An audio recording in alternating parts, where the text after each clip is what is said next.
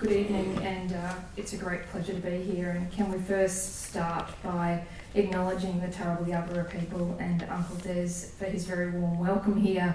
And I should say that it's always a great pleasure for me because I grew up on Turrbal Yagara country, and so it's always incredibly important for me to be home here and the spirits of this land and what it offers to me now that I live on the land of the Ngunnawal people, where it is a drop in temperature of around 20 degrees. So you can imagine my challenge on a day-to-day basis.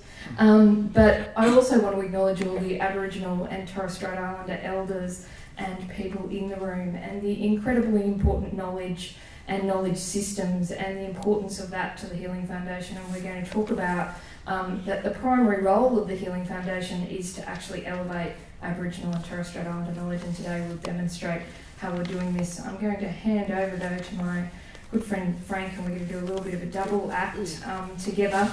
He says it's great that I'm driving the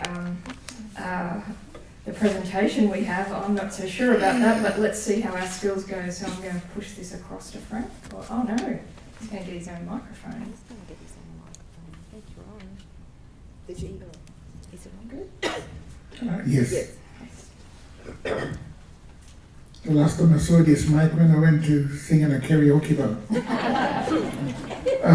I'd like to make an acknowledgement to Uncle Des. And I wanted to say that your welcome to country was not only short and sweet, but also it was very. For you, then you've got 2 hands for you. Also, it was very effective. And the reason why I'm saying that because you've actually talked about the spirit, and you've asked us all to yell out where we all come from. I believed in that because spiritually we need to heal one another, and that was very effective for me. I don't know about anybody else. So thank you, Uncle Des. I acknowledge the Turrbal Yagara country. I also acknowledge all the other elders, past and present and future, across this lovely nation of ours, especially the Gudang, the Colored people, Aboriginal people of Cape York, and the inner islands of Torres Strait, and the Zenat-Kes, as I call them, the Zenat-Kesian, which is the Torres Strait Islanders. I acknowledge them as well. I just wanted to make a point, as the Commissioner said earlier, about all the different milestones that have been achieved from the 50th anniversary of the referendum and the 25th anniversary of Uncle Koiki Mabo decision. I just want to add in another celebration. Ladies and gentlemen, we also celebrated on Saturday the 25th year of the Torres Strait flag.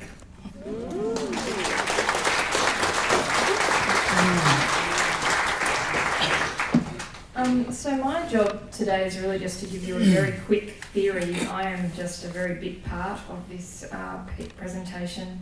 And I also just want to acknowledge at the back there the very quiet Quatsip group, who are very, and Gerald, for all of the amazing work they do in strengthening children and families within Queensland, and they're an important partner to the Healing Foundation in that work, so it's a really great pleasure to be here. So I'm going to do a little bit about the theory of community healing strategies and what that's about in terms of trauma recovery from the Healing Foundation, and Frank is going to do the majority of our presentation in talking you through a case study of how we have applied that within the Torres Strait and the important work that particularly Benny and Sassou have very generously supported us in strengthening the cultural authority of our communities. So look at that. So this is just a little bit about who we are. So the Aboriginal and Torres Strait Islander Foundation, we're a national Aboriginal and Torres Strait Islander organisation. We have an Aboriginal leadership board that's led by Professor Steve Larkin from the University of Newcastle currently. And as part of our moral and cultural leadership, we also have a Stolen Generations Reference Committee that are incredibly important to the Foundation. And I'd like to acknowledge all of our Stolen Generations members and their descendants here today, because our Stolen Generations have taught us very much about the courage and resilience and the true meaning of healing. I always like to start with this picture, and it's a really important picture, and I think Roseanne really beautifully showed this, but this is the Central Australian Anu traditional healers. It's at our Alice Springs Healing Forum that this picture was taken, and they're singing a healing inma, a healing song that has existed in our country for over 60,000 years and has been passed from generation to generation about the strength of healing, the place of healing, and about how healing occurs. And it's a really important photo and a really important reminder that the Healing Foundation, whilst a new organisation, only 7 years in existence, and our work is built on a knowledge system that is 60,000 years. Healing is not a new concept, neither is it a new place in this nation. And our nation benefits very strongly if we actually embrace Aboriginal and Torres Strait Islander knowledge, because much of what we'll talk to you about today in healing is about what is really essential trauma recovery for anyone, and the place of that and the failings of that, but the strength of what that can bring and how that can create change. Throughout the presentation, we've also got some fabulous photos, because Frank and I thought that you might tire looking at us, of some really beautiful Torres Strait cultural activity that occurred during our healing sit down.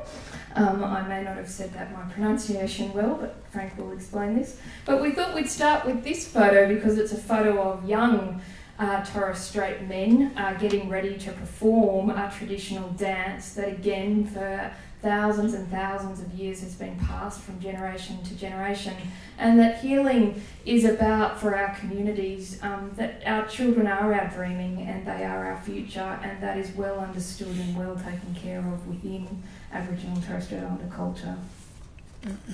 So here's what we've achieved in 7 short years, and the research and evidence I'm going to present very quickly is drawn from this. We have funded over 160 community organisations to actually lead and develop their own healing programs. We've partnered and established over 30 evaluation publications in partnership with over 8 research institutions and independent social researchers. We've developed and led in partnership with our communities the establishment of community healing forums, and that's what we're going to talk with you today. And we've assisted to date over 45,000 Aboriginal and Torres Strait Islander people across Australia to participate in healing activities. So it's a really substantial component of work, but again, I want to really make the point that whilst we have documented that for 8 years, that this establishment of work has been led by Aboriginal and Torres Strait Islander people across our country for much longer.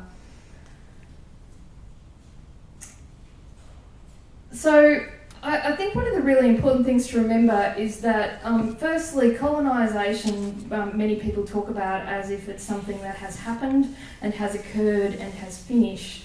But in the experience of the Healing Foundation and every Aboriginal and Torres Strait Islander person in this room, colonisation is a continuing process. It has not finished, it has not ended, it continues to be an ongoing daily experience in the lives of Aboriginal and Torres Strait Islander people.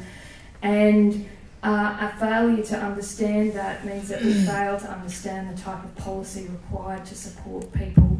And as part of that, we also know that Aboriginal and Torres Strait Islander families and communities have experienced extreme levels of trauma, and mostly people rattle that off very quickly around the displacement and the forced removal of children, the forced removal of from land, the forced segregation, the lack of ability for people to have access to their language and to their own cultural knowledge, and how that was denied. But I don't think we have spent enough time understanding the trauma that has resulted in. And we think about trauma as an individual experience, but Aboriginal and Torres Strait Islander families, as Gerald so beautifully talked about at the beginning, live in a collective way, and therefore trauma is experienced collectively. It is not experienced at an individual or family level, and so therefore we need to actually think about how to heal trauma within a collective environment. So much of our work at the Healing Foundation looks at how trauma impacts on people and how we know that trauma impacts on how people think, act and behave. We know it takes people from themselves, it takes them from their resources, from their sense of self, and it takes us from our relationships. So it damages us in terms of our connections, makes us less available, makes us often, takes out all of our energy to actually take care of our own hurt and our own distress, and often the distress of others, and therefore it creates a lot of difficulty for people in accessing those relationships. And what we know is that healing occurs in relationship. It does not occur in a program. It does not occur in those things. It occurs in how people work together, feel together, are taken care of. And importantly in this list, one of the important things therefore in healing is that cultural wounds need cultural medicine. They cannot be healed by Western methodology alone. Counselling alone does not actually cause people to have a sense of healing. It is about a restoration to self and to others and to your community. It is a restoration to your cultural knowledge systems and your cultural values. And it actually is about building a very strong cultural positive identity. So this fabulous diagram is actually, out of all of that research that we have done, shows you very clearly a theory of change of healing. And this theory of change of healing says that for each of these domains, there needs to be strength in how we provide a quality healing response. And the Foundation has been able to identify the 8 key elements of those healing responses. And that isn't drawn just from our own Australian wisdom, but if you look at evaluations where there has been rigour in the evaluation in Australia, in Canada, in America and in New Zealand, these 8 elements are present regardless in Aboriginal healing. And so they're very important 8 elements because they actually translate across the world in terms of what actually creates a quality healing response. But we also know that alone, if we don't have healing networks and champions, if we don't have a community that actually is able to understand trauma and respond locally and regionally, because colonisation didn't happen to Australia, it happened community by community and region by region. And the experiences of it are very different wherever you go. And as a result, when we try to roll something out statewide or nationally, what we fail to understand is the history of trauma and the story of trauma in that place. And not understanding it in that place means we can't heal it in that place. And so we need to actually know that and develop that leadership, both at a regional and local level, but nationally. And we need to have trauma-aware healing-informed responses, because without that, healing can't thrive. We need those responses to happen. And at a policy level, we actually need to have a policy of truth-telling and accepting truth-telling. And if that was the case, then when Aboriginal and Torres Strait Islander staff are involved in non-Indigenous organisations or in policy, people wouldn't have a difficulty in hearing the truth. They would hear and hold that truth because they would understand it. And that's not about shame or blame, that's about accepting the reality of the lived experience of others and about being able to hold our place in healing that together. And without truth, there cannot be healing. Without an understanding of your past, and that we've seen that in the Royal Commission into Institutional Abuse, about how important that truth-telling has been. So we also know that we actually have to do co-design, and everyone's talked about that, and Gerald so beautifully talked about that co-design has to be with the people who are actually the users of the service and who are actually there to participate, not co-design with the service community or with the leaders, but the people on the ground who are day to day working alongside their own families, their own communities to actually create that environment. So I'm going to hand over, and this is, I suppose, the really basis to community forums, that trauma disrupts and restructures relationships. So to restructure those relationships, and you would see in the middle of our theory of change, that if all of those things come together, you reconnect people to their values and you reconnect them to themselves, and there is the strength of healing and how it can occur. And healing forums are this. They're about reinstating and reconnecting communities to their own cultural value systems, not a Western system, but those value systems that grew up children very strong for 60,000 years. They support them to be empowered to lead their own healing, to find their own solutions, and create supportive environments for families. And that's really important because communities, if you're vulnerable as an individual, you have to be strong in your community level, and it creates a shared language and vision. So Frank is now going to talk us through how we did that in the Torres Strait and are doing that, so it's not a completed process. Thank you. How are we doing for time? You've got about 7 minutes. Oh, good heavens. Okay. Blah, blah, blah, blah, blah. The Hillan Foundation first got involved in the Torres Strait and the Karaeg Nation in 2012. The Hillan Foundation, in partnership with DASIP, the Department of Aboriginal and Torres Strait Islander Partnership, supported an healing forum, the Karaeg people, with the Torres Strait leadership to discuss the impact of colonization. On this relationship, it provides a platform for healing between the Aboriginal and Torres Strait Islander communities of the Torres Strait, and was one of the first time that the Karaeg people were duly recognized as the traditional owners of Tuesday Inlet, Wednesday, Thursday, Friday, Saturday, Friday, and on Island and Prince of Wales Island, Entrance and Goody Island, and Ammon Island. This healing forum led to the development of a strategic plan and report supported healing for the Karaeg people. This forum recognized the needs of a broader healing discussion in the Torres Strait. So in 2013, the Hillan Foundation embarked on a development of the Torres Strait Islander Forum that would include all the nation of the Torres Strait. And subsequently, a consultation across all the islands, and including over 600 people, were undertaken to identify the key healing needs. Along this, government and non-government organizations were engaged to enhance the understanding of healing issue and solutions within the region. The healing forum was called the Healing Sit-Down.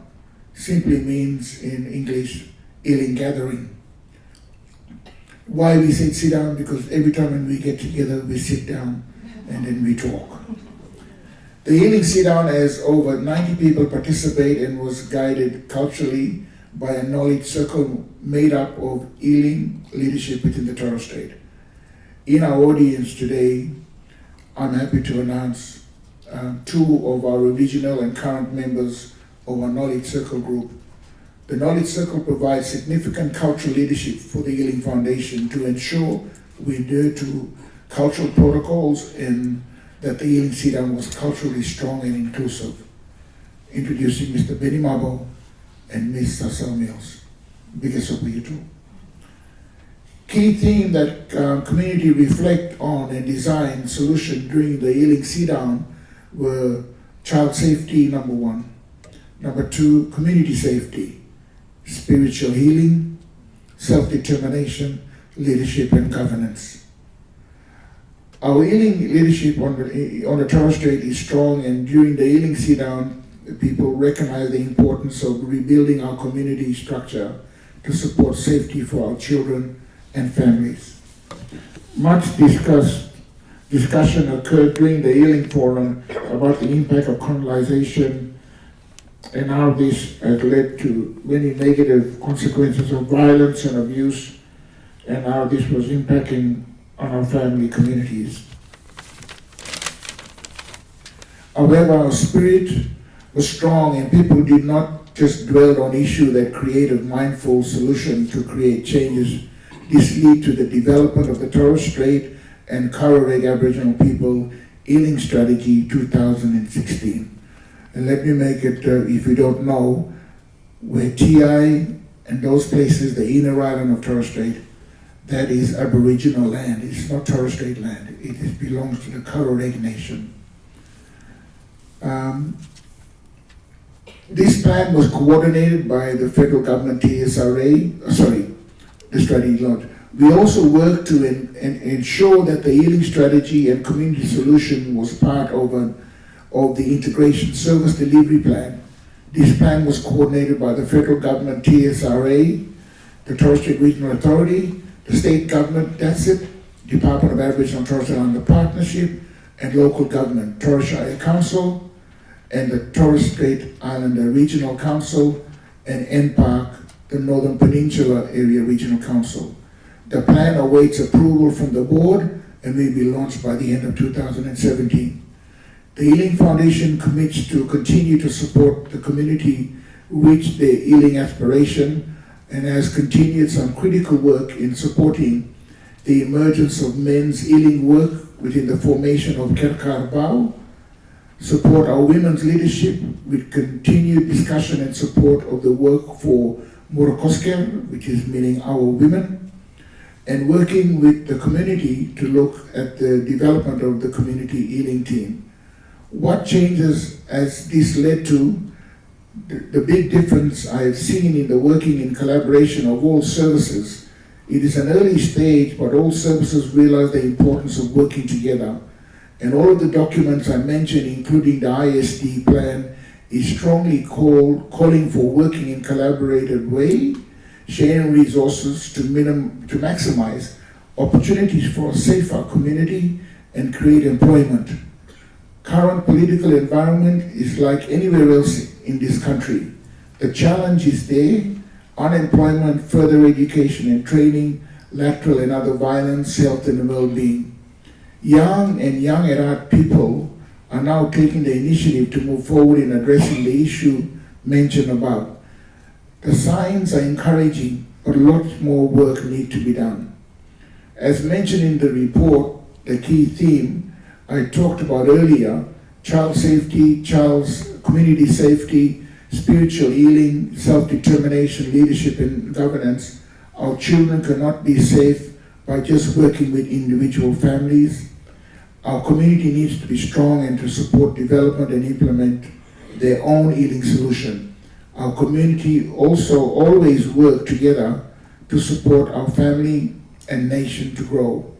By colonization took us from this and imposed an individual approach that means we are not as strong. Growing the space back to back together and reclaim our own values is how to grow men up to be good men and women to lead and support our family is critical. We need the community structures to do this, and our healing forum have reignite the fire in our people to do this. It feeds our spirits by honoring our own cultural way and wisdom. These are lots of good and clever people working in our region. At the same time, convincing others to work together is the key. Healing Foundation role in the Torres Strait and Kelar region is simply to support, guide, nurture, and in some way influence the changes that is about to happen. In particular, protecting and keeping our children, families, and communities safe in the future and generation to come. Wow. I just want to say, closing, I wanted to share with a story that I heard from one of the uncles were talking. The nephew went up to him and said to the uncle, "I want to be a fully qualified audio culturalist, but there's no job here in the Torres Strait. How am I going to get a job if I want to be that person?" The uncle turned around and said to that boy, "You ever heard the expression of when the opportunity comes and knock?" And he said, "Yes." Then the uncle said to the boy, "You've been out there, you look, there's no jobs around. So you're thinking there's no opportunity. But son, you probably don't have a door. So what you need to do is to go and create the door so that opportunity will come and knock." Thank you.